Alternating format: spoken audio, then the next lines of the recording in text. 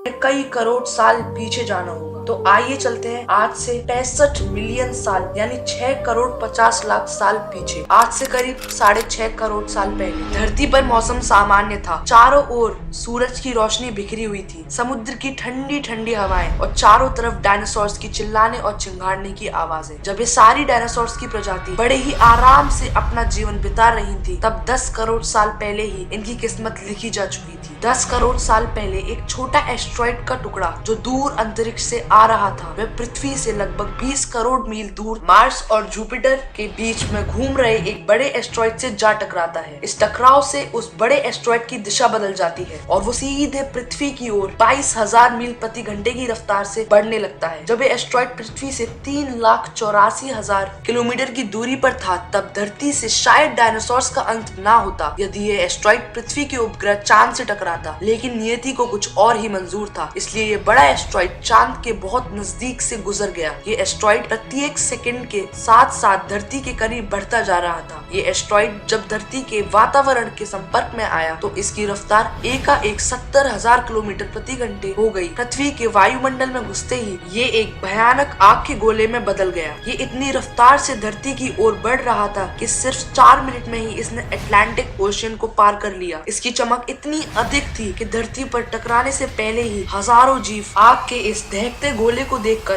पूरी तरह अंधे हो चुके थे। ये जीव उस उल्का को देख नहीं पा रहे थे, पर उसको महसूस कर पा रहे थे। कुछ ही क्षण में ये एस्ट्रॉइड मेक्सिको की खाड़ी के पास जमीन से टकराता है और लगभग 35,000 डिग्री सेल्सियस की ऊर्जा वाला भयंकर विस्फोट होता है। इस टकराव का विस्फोट लगभग 10 हाइड्रोजन बम के विस्फोट के बराबर था। ये विस्फोट इतना शक्तिशाली था कि इसके टकराते ही धरती की लाखों टन धातु अंतरिक्ष में चली गई। टकराव वाली जगह पर 180 किलोमीटर चौड़ा और 20 किलोमीटर गहरा गड्ढा बन गया। विस्फोट के कारण इस गड्ढे का सारा मेटल और पत्थर आसमान में धूल के बड़े बादल में बदल गया। 16 मिनट 40 सेकंड बाद जमीनी टकराव की वजह से धरती के अंदर चारों ओर 11.1 तीव्रता की भूकंपीय तरंगे उठने लगी। इस वजह से समुद्र में विशालकाय लहरों का निर्माण हुआ और एक के बाद एक सुनामी की लहरें चारों तरफ बढ़ने लगी। भूकंपीय तरंगों ने सभी सक्रिय ज्वालामुखियों को दहका दिया, जिसके कारण जगह जगह डायनासोर्स का विनाश शुरू हो गया। धरती के महाविनाश की प्रक्रिया अब आरंभ हो चुकी थी। इस भयानक विस्फोट में रेडिएशन की मात्रा इतनी बढ़ गई कि इसके 800 किलोमीटर के दायरे में आने वाले सभी जीव जलकर पूरी तरह राख के ढेर में बदल गए। इस महाविनाश में उड़ने वाले डायनासोर इन जमीनी खतरों से तो बच निकले, लेकिन ये तो महाप्रलय की बस शुरुआत मात्र थी। विस्फोट की वजह से जो लाखों टन मेटल, पत्थर और धूल अंतरिक्ष में गया था, वह ग्रेविटेशनल पुल के कारण ठीक 40 मिनट बाद आग के गोले के रूप में पूरी धरती पर बरसने लगे। साथ ही धूल का एक बहुत बड़ा तूफान पृथ्वी की दूसरी तरफ